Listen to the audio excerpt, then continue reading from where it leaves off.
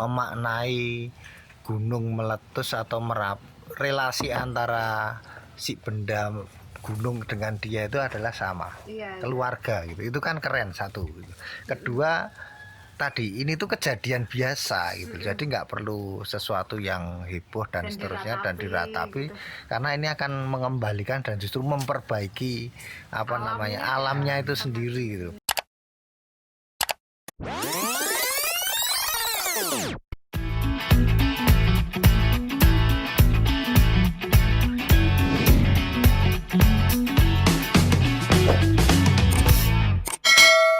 Tadi keren banget ya Om, berarti sebenarnya mereka tuh sudah berkomunikasi nih dengan Merapi.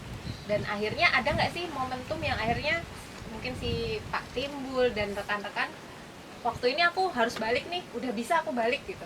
Itu tuh kayak mereka menentukan atau kayak mereka melihat tanda alam juga sih, itu mereka menentukan aku harus balik gitu. Sampai sebelum akhirnya teman-teman datang. Ingin tahu itu dulu nih. Kalau itu mungkin ya secara eksplisit dia tidak sampaikan gitu, tapi dia sepertinya tahu. Akhirnya tahu bahwa ini ya sudah dari proses itu dia mulai merapikan. Terus saat dia turun ada beberapa yang hanya beberapa saat merapikan, menengoki, memastikan wilayah peta saya mana ya ini, karena semua kan rata gitu. Iya. Hanya walaupun demikian masih halaman perkebunannya itu masih kelihatan, teras siringnya itu masih kelihatan. Oh ini daerah saya ini dan sebagainya itu masih kelihatan. Ya lalu balik lagi, besok lagi. Tapi ada juga yang sampai ngedur sampai tidur saat sana.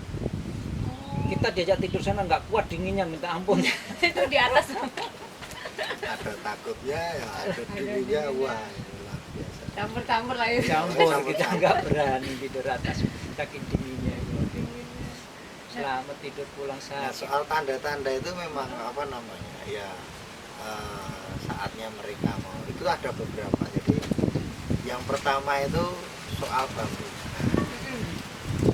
Jadi bambu ada dua ya, tanaman di sekitar Kali Tengah itu yang pertama kali tumbuh itu ada dua. Yang pertama itu adalah bambu, yang kedua adalah kolonjono. Apa itu kolonjono itu? Rumput gajah. Rumput gajah, ya. Itu sebenarnya udah tanda bahwa bambu itu mereka maknai sebagai kentongan alam, gitu kan. Jadi kan tadi kalau tanda-tandanya apa gitu kan. Kalau mau Mbah Merapi apa mau ngasih itu salah duanya tadi kan ada burung. Nah, itu juga ada bambu. Jadi ketika bambu itu kan, jadi kan itu kan asap itu kan nggak tiba-tiba gitu, tetapi beberapa kali ada letusan-letusan kecil yang kemudian abu itu kemudian menimpa pohon bambu. Nah, kalau pohon bambunya itu sampai crack, sampai patah semuanya itu dimaknai sebagai kentongan. Mereka harus mengungsi. Itu tanda sebelum Merapinya meletus nih. Sebelum meletus yang hebat, yang kuat, paling kuat itu ada itu gitu. Nah, itu jadi itu bambu itu menjadi material alam yang sangat penting bagi warga sana. Itu satu. Makanya ketika kemudian masa emergensi baru masuk ke rekonstruksi, ada bambu yang sudah pada tumbuh, itu salah satu tanda ini kehidupan sudah mau mulai gitu kan. Itu. Terus yang kedua, kenapa kok kolonjono atau rumput gajah. Nah, itu kan rumput gajah itu pakan paling bergizi bagi sapi-sapi yang di sana gitu kan.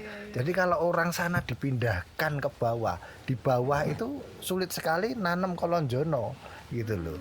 Nanam aja sulit di situ tuh, itu rumput gajah itu tumbuh sendiri gitu dan menjadi tanaman yang tumbuh pertama kali setelah semua tanaman itu terbakar habis oleh awan panas. Nah, itu jadi itu kan sebenarnya kan udah dua tanda oleh alam ini kan ditunjukkan dulu ini atau wite wis tukul doan gitu, berarti kan wis mulai kayak gitu loh. Itu kan sebenarnya kan maknanya kan seperti itu gitu loh. Jadi berarti kan sebelum si Merapi ini meletus, tanda pertama burung di halaman, terus ada hawa juga hawa, mulai panas kayak jadi gitu kan. si bambu itu Bambunya kemudian apa, ada meletek yang atau itu Iya. pada crack kayak gitu Crack. kan. terus mereka Pecah yang- sebenarnya Pecah ya? saking Ya. panasnya toh. oh sampai pecah. Jadi Pecah. kentongan alam itu Ya tadi itu ya. dimana sebagai kentongan alam. Terus habis itu mereka airnya turun Turun tapi kemudian semuanya. pas naik lihat si kolon jono atau rumput gajahnya udah mulai tumbuh gitu. Ya, ya. Iya. Ada juga yang orang-orang yang nggak memahami soal apa namanya tanda-tanda alam itu, mereka bilang iya ono wong sing ngawur gitu. Ketika ngambil pasir di Kali Gendol itu diceritain dulu. Jadi ada orang-orang bawah yang asal ngambil yang sebenarnya itu belum saatnya. Orang sana tuh tahu kalau ini saatnya panen tuh nanti bulan ini setelah meletus itu mereka tahu, tetapi ada orang-orang yang dari bawah yang segera wah pasirnya ini berlimpah segera ngambil Panen. padahal mereka tahu itu pasir Belum. itu kelihatannya ketinggiannya mungkin sampai 20 meter ya.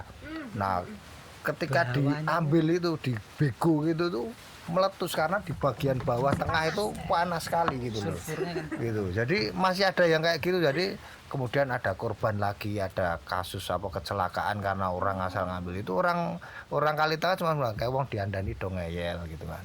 Orang-orang di situ belum ngambil, masih Iya, diem iya, aja iya. karena ada saatnya tuh mungkin bangun rumah dulu, membersihkan rumah tadi. Jadi itu mereka tuh tahu tuh persis tahapannya tuh apa kayak gitu. Kemudian nanti mulai noto kandang sapi dan seterusnya baru kemudian turun ke mana ke kali ya gitu tuh mereka tuh tahapan udah itu tahu, tahu udah persis. tahu. Jadi kalau ada orang-orang yang tiba-tiba nyasak gitu wis ben nengke engko ketatalan tenan kayak gitu kan. Iya, oke seru banget sebenarnya kalau kita ngomongin betapa cerdasnya sebenarnya sudah Iya. masyarakat di sana menghadapi Merapi. Nah, tapi mungkin kita agak balik lagi nih tentang teman-teman si veteran Aceh yang waktu itu bayi Arkom lah ya, karena masih awal banget kan ya Mas. Itu akhirnya di sana memutuskan di Kali Tengah Lor kan. Oke, terus tadi sempat Mas Yuli sempat agak menyinggung kayaknya ayo ngajakin pada balik aja gitu. Itu gimana ya peran teman-teman kayak yang tadi disebutin Mas Yuli, Om Jalil, nih ada Mas Lili, Bu Atun itu kemudian melebur atau membersamai masyarakat itu kemudian ada balik lagi dan membangun lagi kampungnya gitu. Itu gimana ceritanya Mas? Ini kayaknya lagi pada menerawang. Ini soalnya hawanya tuh bikin ngantuk ini, Mbak. Atau kletek-kletek dulu ini Mas. Iya. Itu. Kayak kletek-kletek ya dulu. kalau soal membersamai bersama dengan masyarakat yang di sana, kita pasti sebenarnya tidak serta-merta langsung mengatakan ayo pulang. Bahkan kita tidak mengatakan itu memang. Karena kita tidak berani, tidak sok gagah ayo balik karena sementara kami nggak ngerti sebenarnya Merapi Oke, itu seperti tabiatnya kayak Kayak apa. gimana? Yang tahu mereka. Mereka. Jadi kita lebih banyak belajar dengan mereka. Itu iya, intinya benar-benar. gitu loh. Walaupun kita punya pengalaman banyak barangkali di dalam konteks bencana, di mana kita tempat baru kami adalah nol. Itu harus Iya, harus benar-benar. jadi pondasi di kami gitu loh. Itu nol, kami nol. Jadi kami belajar dari mereka. Dalam proses itu ya paling karena kebetulan ini kan salah satu nanti ada beberapa kemampuan kami, tim kami itu punya kemampuan yang berbeda-beda gitu. Wah, Untungnya gitu loh. banyak kemampuan jadi Gitu kan. Salah satunya itu pijet yang dulu ini berhubungan dengan gempa di Lombok sorry Jogja. di Jogja. Bantul. Di Jogja itu kan dulu awal di jalan gempa, kemudian warga pada belajar akupresur dan jamu. Lalu kita beberapa teman yang ada ini bersolidaritas karena dulu sudah merasa dibantu. Ya oke, sekarang pada saatnya saya membantu kawan-kawan yang di Merapi. Oh, jadi ada sinergi dari teman-teman yang di Bantul dulu itu Iya. gempa itu Iya. ikut ke Merapi Ke Merapi gitu? untuk Oke. bergabung dengan kita untuk melakukan ya solidaritas. Bisanya mijet dengan jamu ya sudah ayo gitu. Itu ada teman dari Bantul, ada teman dari Delingo. Oh. Lalu gabung, lalu kita keliling kemana-mana ke tempat-tempat pengungsian. Pengungsian. Itu adalah dengan membawa alat pijet tangan, jempol gitu, dan minyak urut dan jamu. Jadi di sana dipijitin, diurut, lalu kita mencoba mengembangkan, memfasilitasi mereka untuk berkegiatan di tempat pengungsian itu dengan membuat jamu, belajar pijat dan lain-lain. Oke. Nah itu salah satunya. Sehingga itu kita kalau mau dibilang dengan healing, ya healingnya ya aktivitas, tidak dengan healing yang lain gitu loh. Kemudian sisi lain, begitu beberapa orang yang sudah siap naik ke atas akan mencoba membangun rumahnya, semua material entek, bahan yang nggak ada, ya kita harus menggunakan dari material yang ada. Dari bawah yang kita bawa paling efektif dan efisien adalah ban karet ya, ban sepeda, guntingan ban itu loh, ban mobil, ban dalamnya itu loh. Ban dalam itu pasti ada di tas saya atau tas Juli atau tas siapa gitu.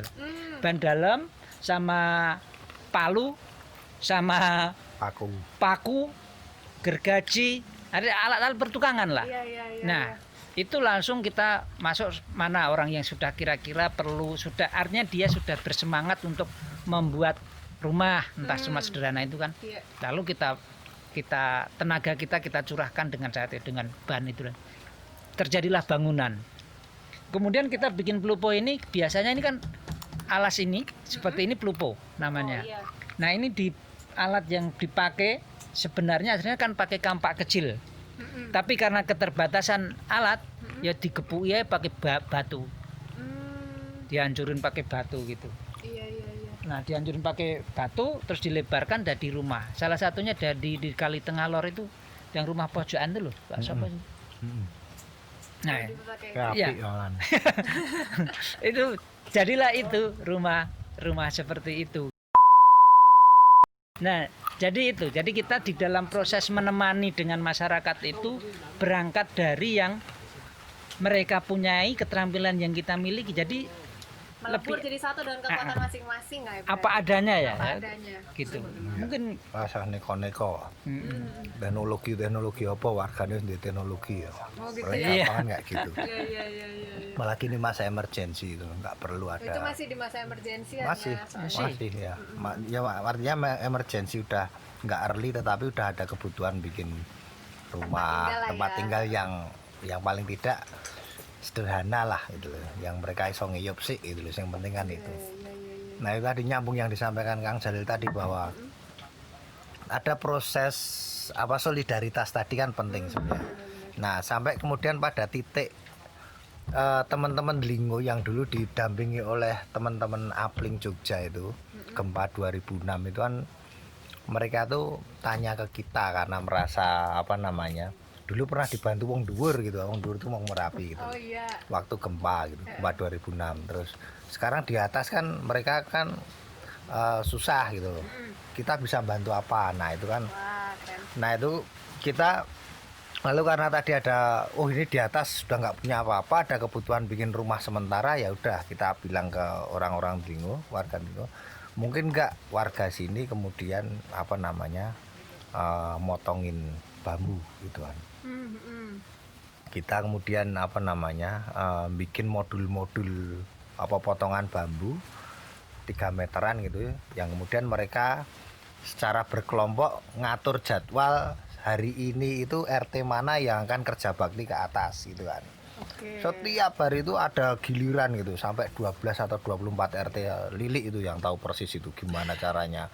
Pokoknya dari RT ke RT itu dikondisikan supaya kemudian warga Linggo itu bantu orang atas untuk bikin rumah, tetapi sambil bawain bambu gitu, karena di Linggo banyak bambu di atas bambunya kan udah pada kebakar.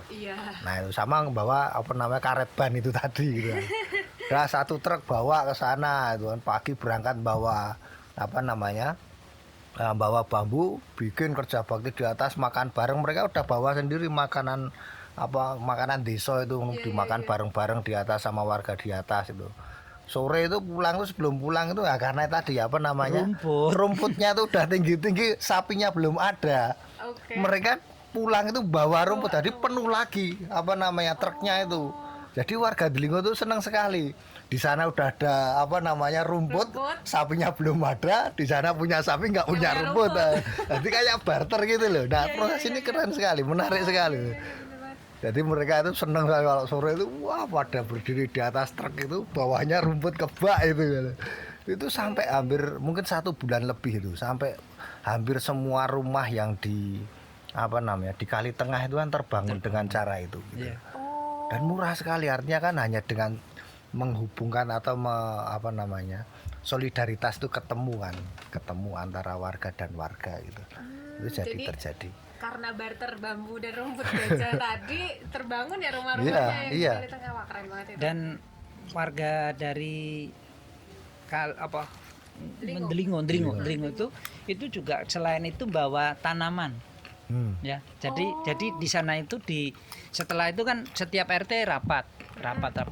Oke. Ada berapa RT itu? Waduh lupa itu banyak itu. Iya. Setiap RT itu rapat lalu memutuskan satu rumah itu satu kakak membawa satu bambu. Oh gitu. Satu bambu Ini lalu di Delingonya maksudnya? iya Ya. di Delingonya. Oke. Lalu di sana kan kita bikin prototipe ya. Ya. Modelnya itu terus knockdown lah dirakit di situ. Tapi juga walaupun diwajibkan satu juga ada yang lebih besar satu gitu Ya. kan gitu. Walaupun akhirnya walaupun di Delingo sendiri adalah kebanyakan pengrajin bambu.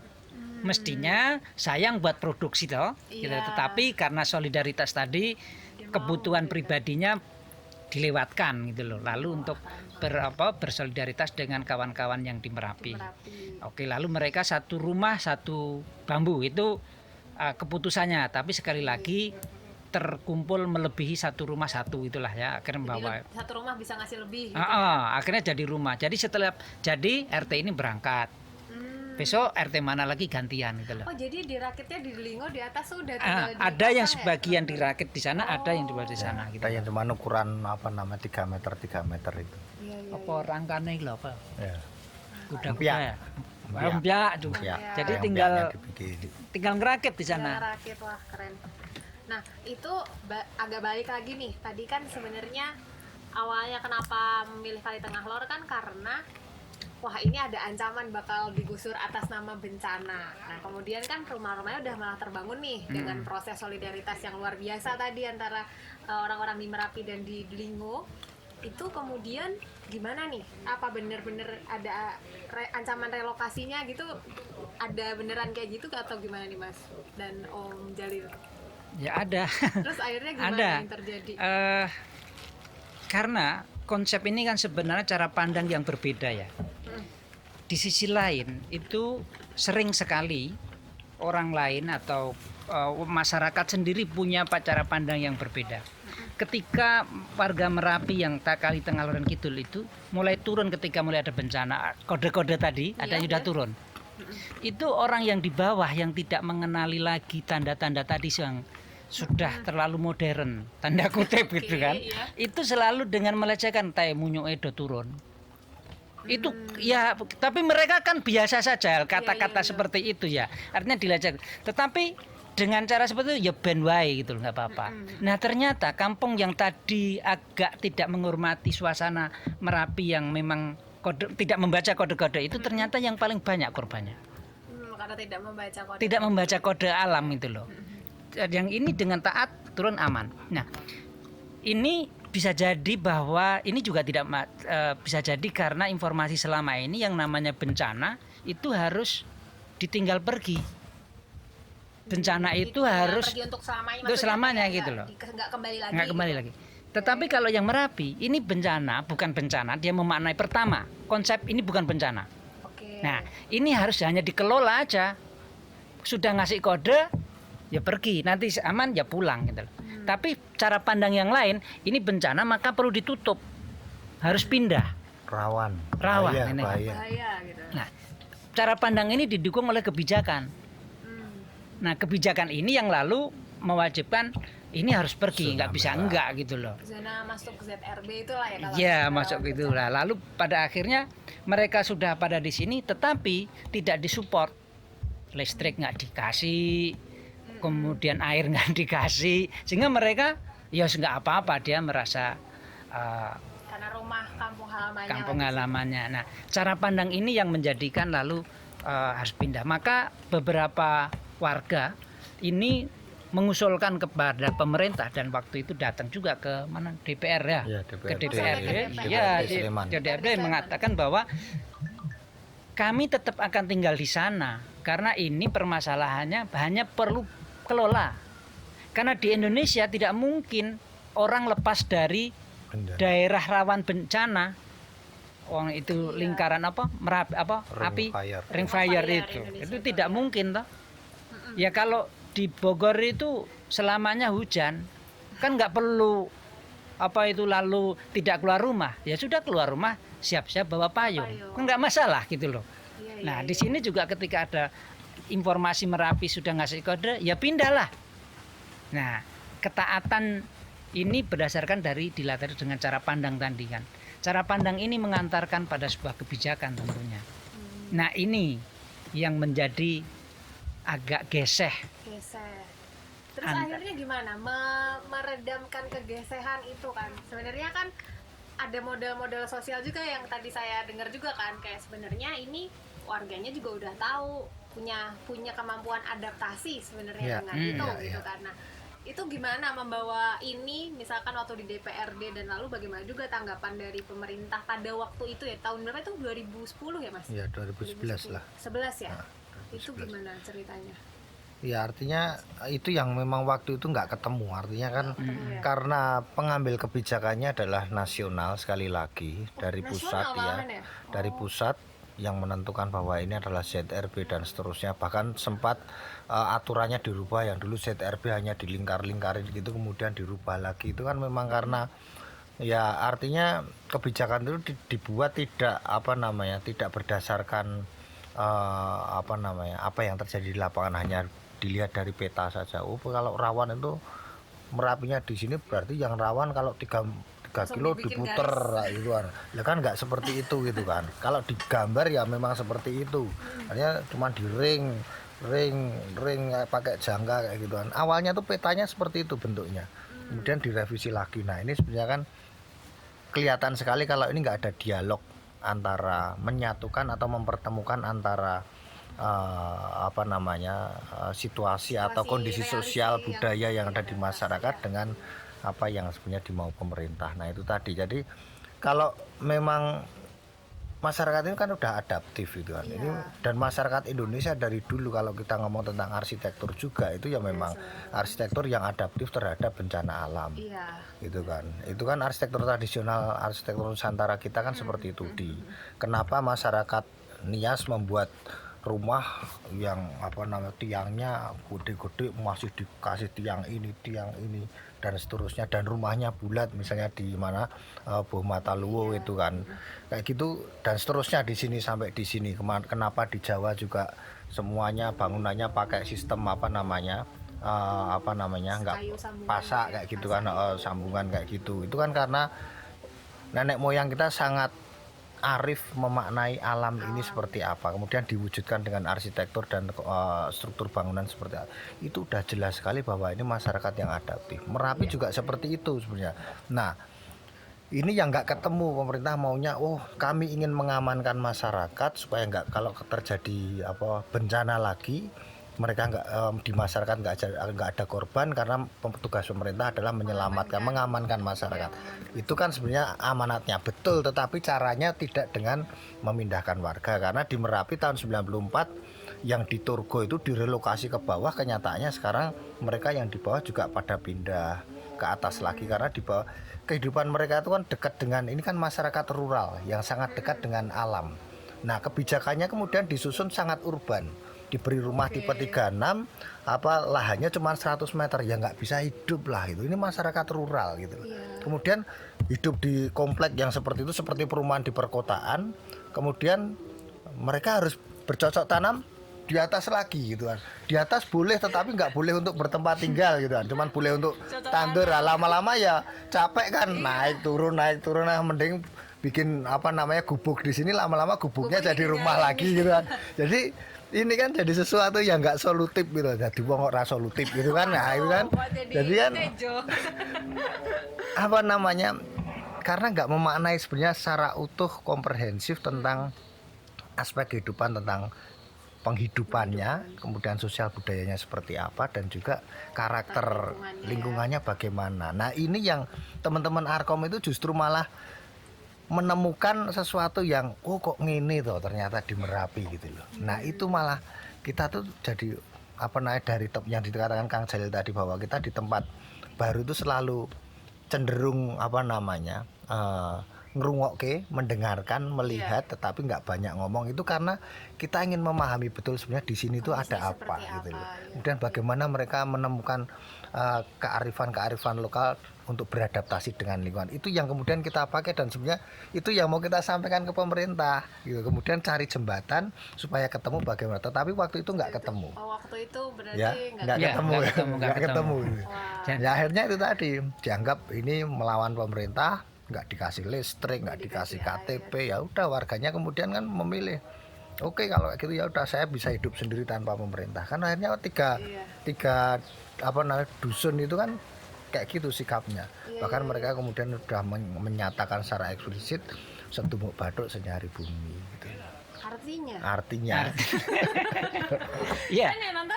Ketika mereka melakukan demo, itu demo loh, turun ke DPR itu, berapa truk itu. Yang sangat lantang itu, sekali lagi saya lupa ibu siapa itu yang berorasi. Tejo bukan? Bukan, Ibu. Waduh, namanya saya lupa itu. Nah, jangan kemarin itu saya tulis di buku saya itu. Ya, kita tunggu bukunya nih Om berarti. Nah itu saya tulis dengan rinci. Saya karena waktu itu saya sempat mencari tahu lebih detail lah cerita itu. Nah, cerita itu lantang sekali teriaknya, bahwa artinya bahwa kita itu harus di sana dengan semua pakai spanduknya adalah setumuk bathuk senyari bumi itu. Jadi dia memang setumuk bathuk itu ini jidat itu. Setumuk itu senyari itu ya ini ukuran nyari. Selebar jari itu. Bumi itu. Setumuk bathuk senyari bumi dibela sampai titik darah penghabisan lah. Kira-kira akan kalimat terakhirnya itu akan begitu. Jadi orang itu kalau disenggol itu soal harga diri sebenarnya. Kira-kira artinya gitu. Harga diri itu kira-kira kalau walaupun kepala itu disenggol segini ya tetap aja harga diri tanah itu sebagai sebuah kedaulatan. Ketika diganggu sedikit pun itu kan juga mengganggu kedaulatannya. Maka itu harus dibela sampai mati, sampai darah penghabisan gitu. Itu yang menjadi spirit mereka. Jadi saya tetap harus pulang menduduki tanah saya dan itu aman. Dan sekali lagi, seandainya konsep pemahaman manajemen bencana dipahami seperti Merapi, barangkali kemarin tidak akan seheboh yang kemarin korbannya. Wong dia yang paling atas saja nggak ada korban. Ini cara pandang ya. Tapi itu barangkali.